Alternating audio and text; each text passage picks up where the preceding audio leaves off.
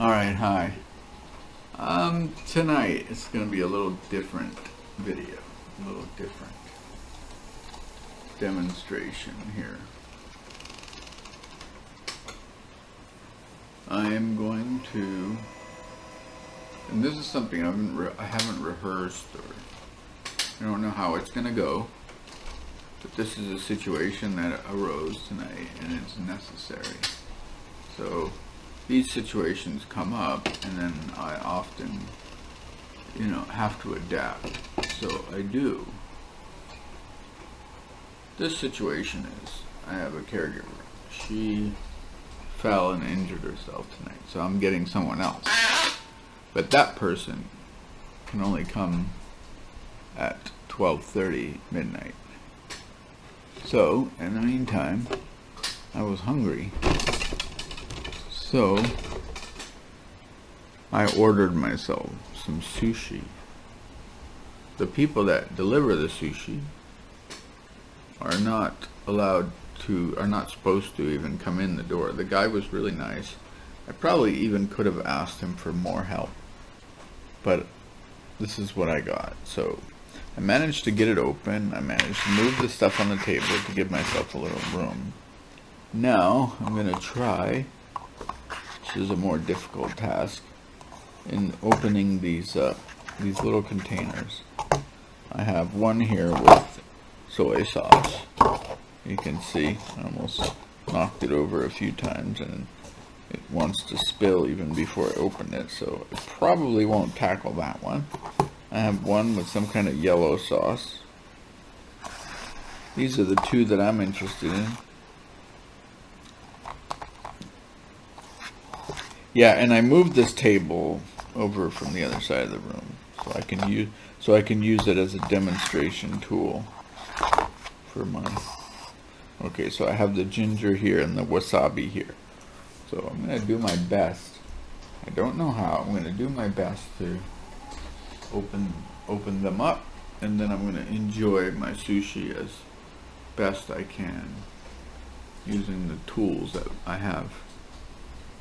And all the various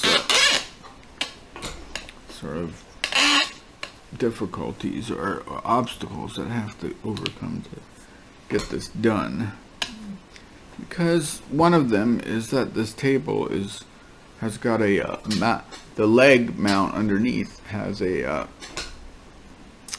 block across the bottom, which that's the closest I can get to it, which actually is not going to be too bad. So I just got to manage to get this phone. You know what I'm going to do? Forget it. I'm taking the phone off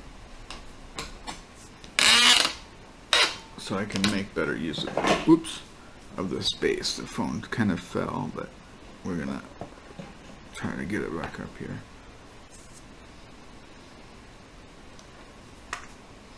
Okay, so I just put the don't go back down, please, phone.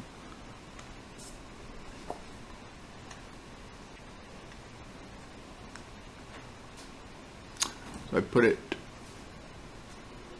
on my leg there, and then I'm going to put that out of the way. So now I can get that gives me a little bit more close. I have nothing blocking me. Okay.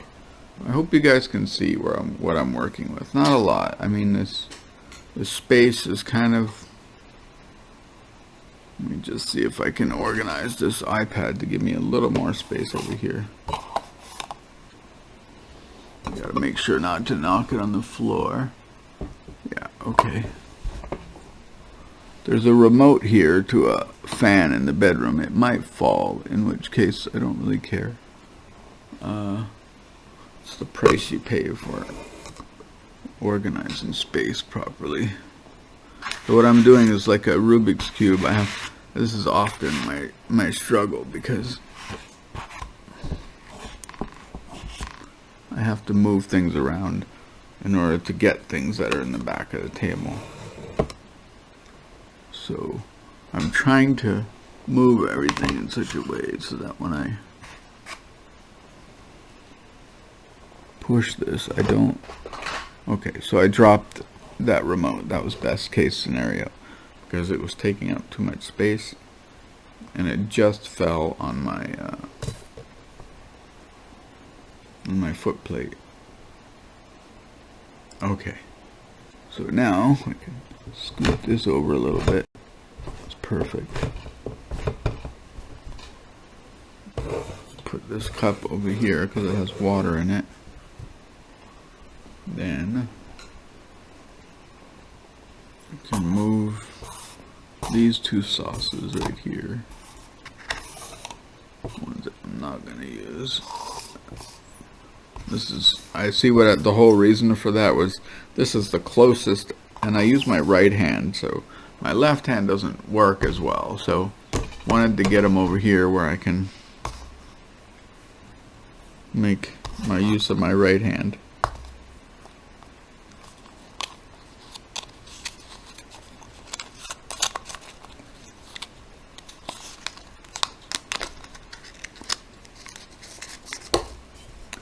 So when I end up with a wasabi, whoa, just the proximity to my nostrils was intense. Good old wasabi. Now we open the ginger.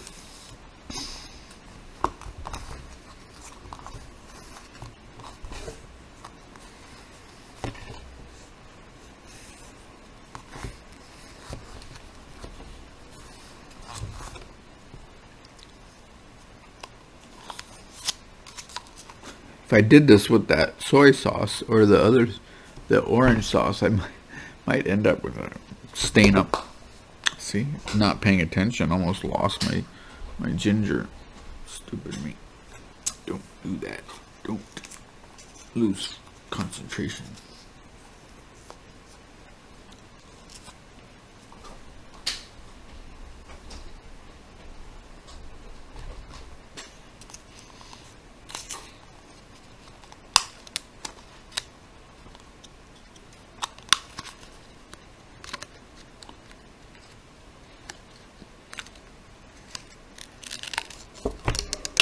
These containers are actually quite handy for a person in a chair. I can open them, I can manipulate them pretty well. Okay, so got my ginger, got my wasabi, don't need the other two sauces. I'm gonna move them out of the way so I can get this closer. Let's see. I really wish I could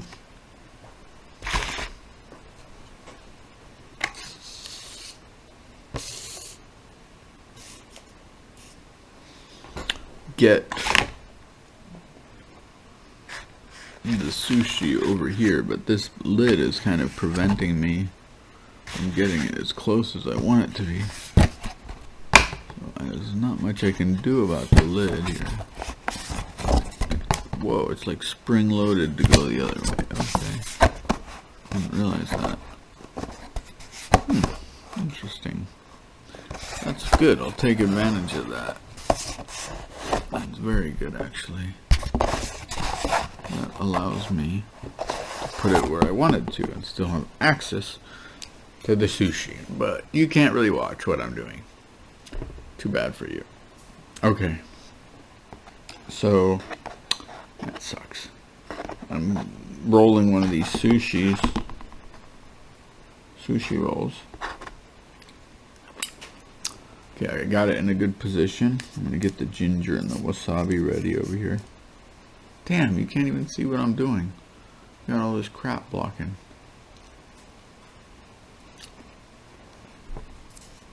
Okay, it's okay. It's the best I could do.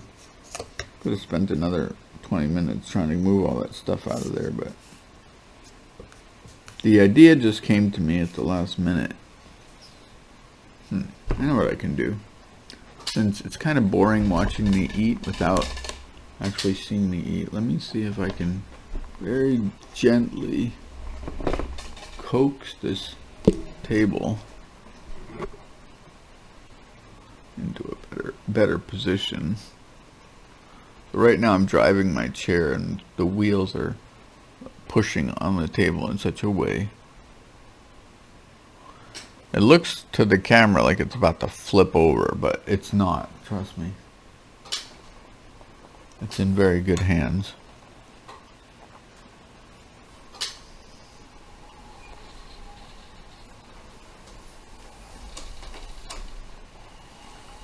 My cat, if you could see him, his head, he's just above the camera line.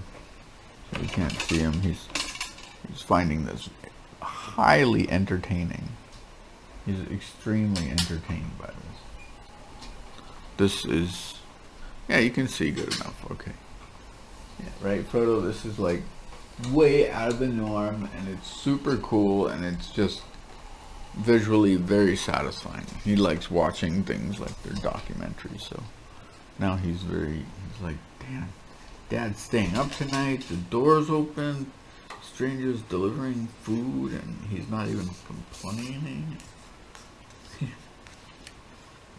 A lot of times I would be in pain, but there's no more pain in my life, so, or not much.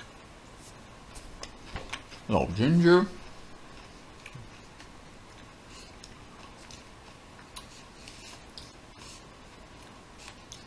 Little wasabi.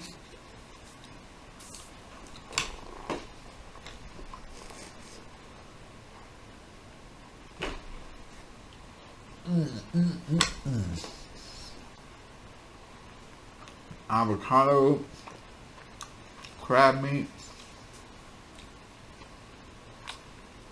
Fucking right. Seaweed.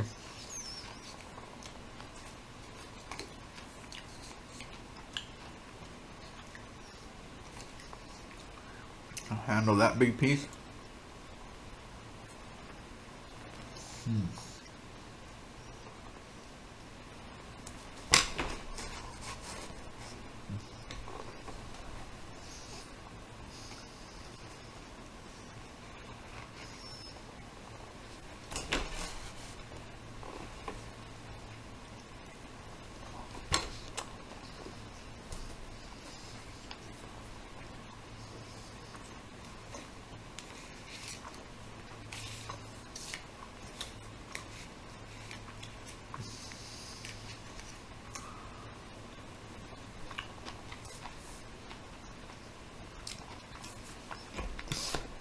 That's how a guy eats when he wants to eat.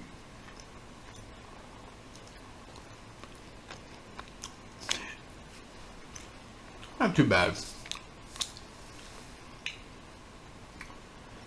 Let's go for number 2 piece. I'm kind of missing out on these little avocado chunks because they're falling out when I lift it. I try and think of a way I can get the avocado. My fingers don't quite have the, let's see, I can still enjoy them even if I can eat them separately. Come on, avocado.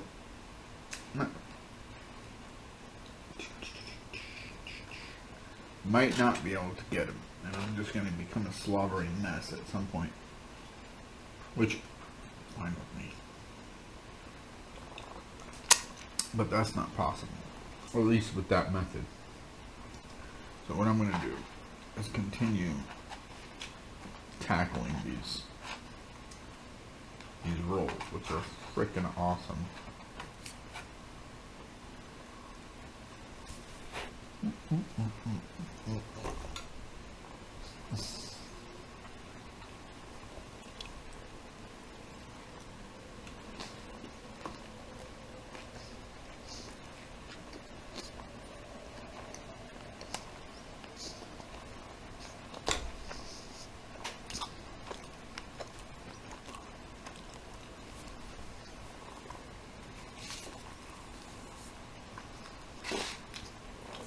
When you're in a wheelchair and things don't go as planned,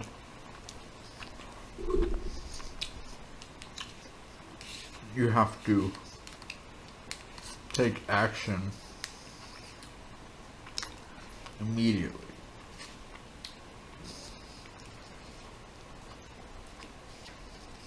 And if you don't know how to do it, you just figure it out.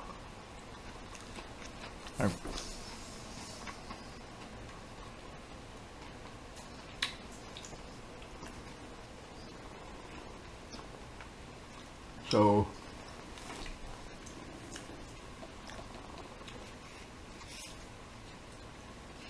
okay, my brain works again.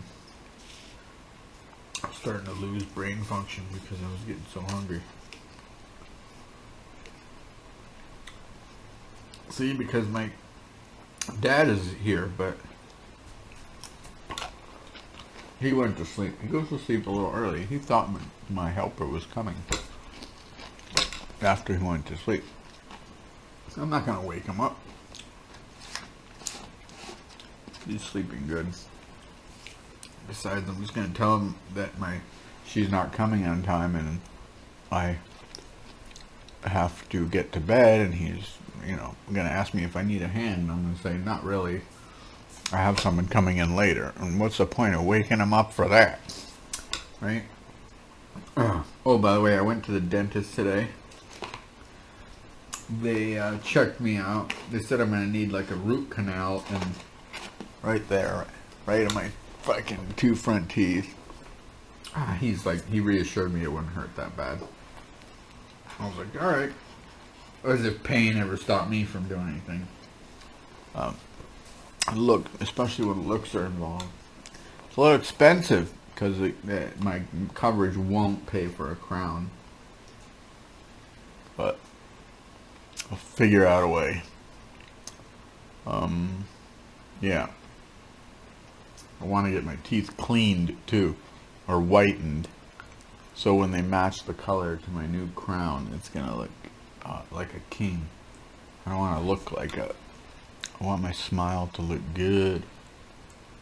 So, because I plan on being places and in front of people.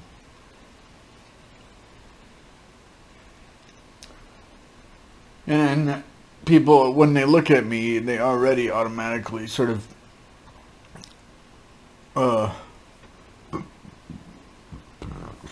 they sort of immediately, it's unconscious, it's actually so unconscious that it goes back to, pre-caveman brain, and I became aware of this not long after my injury. At first, it made me feel very alien. The awareness of it made me feel very separated, different. And I wrote some poetry at that time, and it was very, it was like bitter, not bitter at anybody in particular, but bitter almost at survival, bitter at the cost that survival, took on you in terms of, get 'em, Frody, get 'em, how much energy it took and the way it juxtaposed you against, the survival of the many, which, you had to consider because as a person in a chair, you always encounter other people's, vision of their frailty.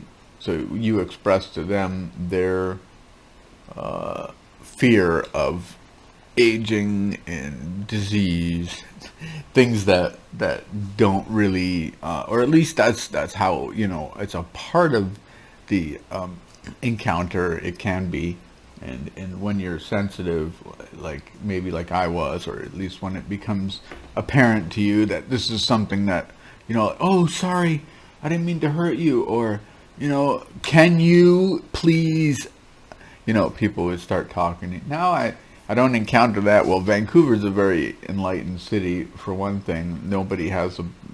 Practically nobody has a wrong impression, but this happened to me in '86.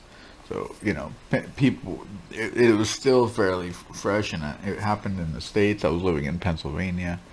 So, yeah, I was confronted with the frailty that people perceived in themselves when they saw me, or I felt that from them. So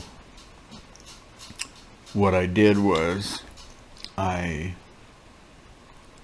at first shrank into this kind of bitter mode, but later on, as I looked at it, I didn't care anymore because I don't know. I have a, yeah, because, well, I do know. It's because I don't. Yeah, that thing, I don't give a fuck. But no fucks are given. It's kind of maybe something like that. Maybe also something like I just have this sense of timelessness. Like, I feel really old, like really ancient. Not old in the way that we think of old. Like, I don't feel like 100 years is very long. Like, seriously, I don't feel. I feel like I'm. If this were a test, imagine if this were a test, and I was presented with it beforehand, and I had to ask myself, would I be capable of passing the test? Meaning, I go through all the experiences and I still come out with like my, like maybe even a more deepened sense of self, I'm positing that this sort of,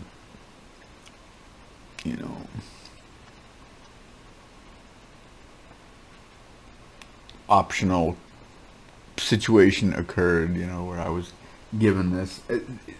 If it was, I would have said, sure, what the fuck, yeah. Not that long, right? Because I would have been, like, in a scenario where I was presented with this, and I obviously felt like time was not a factor. So, if I picture myself in that situation, it's like, yeah, what's time? A blip. We know that. We think about it logically. Time is a blip. The amount of time we have here is a blip. And the moon and the sun and all these things going around for billions of years, and we're talking 100 years. And so that should either scare us or,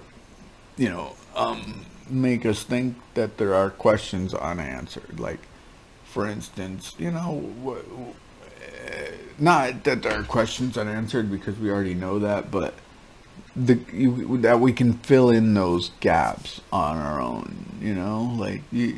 That's really what it comes down to for me. You can the gaps here being, okay, so everything's really old and lasting for a really long period of time, on one hand, right?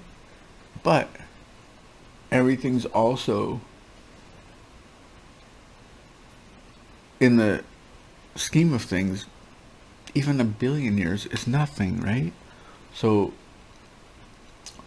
how does that make our 100 years feel like anything? History does not, stack up against those numbers, right? So our, in my mind, I have to go, there's some things that I don't know. I have to say that to myself. I say, okay, some stuff that I don't know, that's cool. Meaning, no matter what explanation I come up for it's not going to give me all the explanation. It's not going to give me all the description why those disparity in numbers and what my relative significance is, whether I'm relatively completely non-significant, meaning that within a billion trillion years, is anybody going to remember a fleck of time in the middle of nowhere? Yeah, if you think about it that way, you might scare yourself, or at least intimidate yourself into not giving a shit, right? Like, but there, if you say there's something I don't know about it, which perhaps has the opposite connotation, meaning, in a way, you are the most important thing that ever happened, right? Think about it that way instead. Instead of being the least important thing that ever happened, the most important thing that happened ever. So you put yourself in that context and you say, okay, does the whole universe like revolve around me? No. But in my perception of the entire universe, is that perception singularly a role of my tuning into that fact? Yes, it is. So we might as well take that as a relevance to experiencing what we do as something that's timeless, right? Something that that we intrinsically don't and aren't capable of explaining everything about.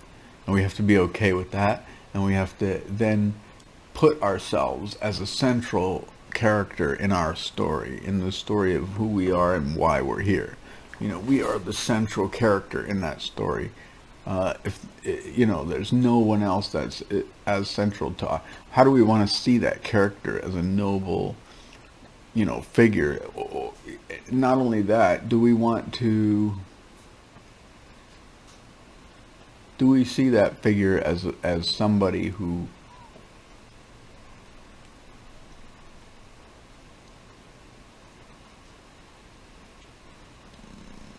discovered its place upon, I don't know, it's starting to, I'm listening to myself and I'm feeling like I'm starting to sound too, like too presumptive, but at the same time, all I'm really trying to get at is that my perception of myself places me within the context of time and space in such a way that I feel central to that story and do not feel like an outsider within it. And within that context, I feel like I have chosen to ride this horse. You know what I mean? Like to take this chariot into battle. If you don't mind the analogy. So it looks broken to you. My body looks really broken.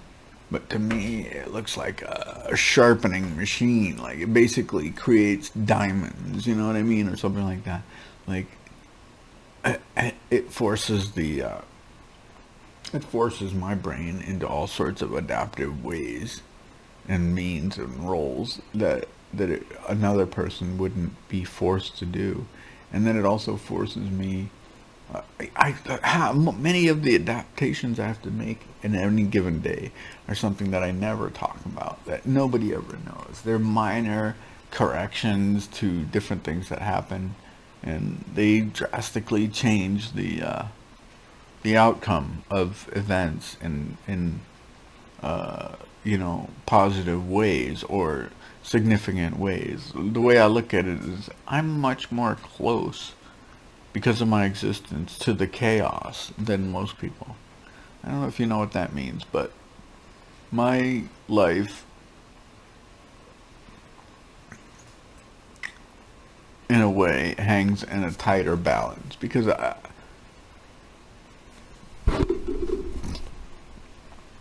I rely on, tools that, these are the two main tools.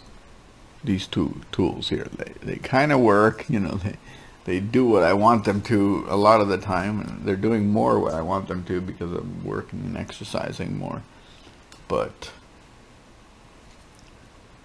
for instance, if I'm on the side of the sidewalk or on the street, I cross the street and then I take the ramp up onto the next sidewalk. There's like a 1,000,000,000 different sidewalk ramps in Vancouver. Just for instance, from I might have to cross 10 of them from A to B, and I don't know whether they're going to be, well maintained, and my wheels catch on them sometimes, or they could. And if I went, if my hand wasn't working right, and I hit a rock or anything, or the traverse wasn't at the right angle, my chair could easily flip off of the sidewalk, and if so, I could fall into traffic quite easily if I'm not paying attention. There's many instances where the sidewalk is barely wide enough for this chair, and on the other side is a drop, which would basically flip the chair over. And just even in my drive from my apartment to the train, which is like a block away, that's one of the dangers I encounter. There's a part where I have to cross where the width of the sidewalk is just as narrow as my chair, and one side is just a direct obstacle where if my wheel hit it, it would flip the chair over, and the other side is just a drop off of about a foot, but down below that is just kind of a ravine with a bunch of like junk and railroad spikes and who knows what. So it's not like if I fell sideways, it would probably result in an injury. So I have to do that every time I leave and come back, at least on this side of the street. On the other side of the street, there's a little less danger of that, which I'm not afraid of the danger because I'm a good driver, and I wouldn't do it if I didn't feel like I could do it. But I slow down, I take it very carefully. And there's many, when I go on the train track, there's a danger of me like falling, like the machinery that I'm on, I depend on it. It lurches sometimes. There's times when it's not 100% reliable, and I suppose when you're standing there, you have a danger of just running off the edge, but no, not really. I have to rely on this machine that breaks down. It does break down, and it also, my arms don't work. If I go onto the train, the other day when I went on the train, for some reason, the gap between the side and the train was a lot bigger than usual. It was like a foot, and when I crossed it, one of my wheels went in the gap, and I just had to give her hard, and the chair just pushed on through. But I could see the people on the train a little worried or concerned. I wasn't, because I saw it happen. I saw what it was before I did it, and I knew how much I had to give it, and I knew it was going to get stuck, and I knew giving it was most likely going to get it out. But I didn't have the option of waiting there, because that's how it was that day, and there was a crowd going on the train, and this was like 2 or 3 days ago, and I was ready to go home, and it was cold, and I was getting on the train, and so I just pushed it, right? But I have all kinds of adaptive moments like that.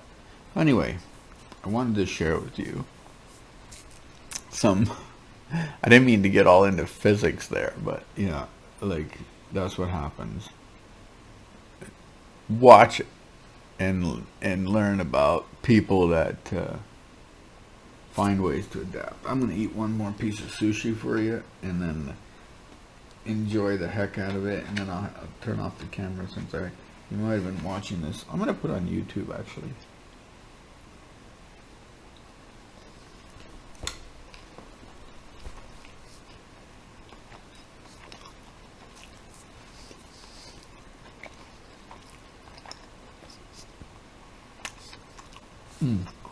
So good.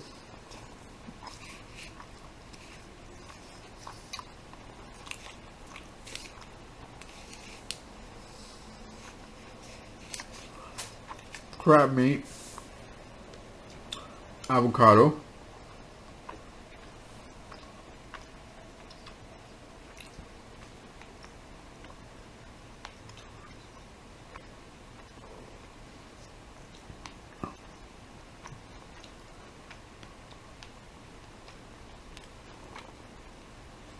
something else in there. I'll look it up. Can't remember.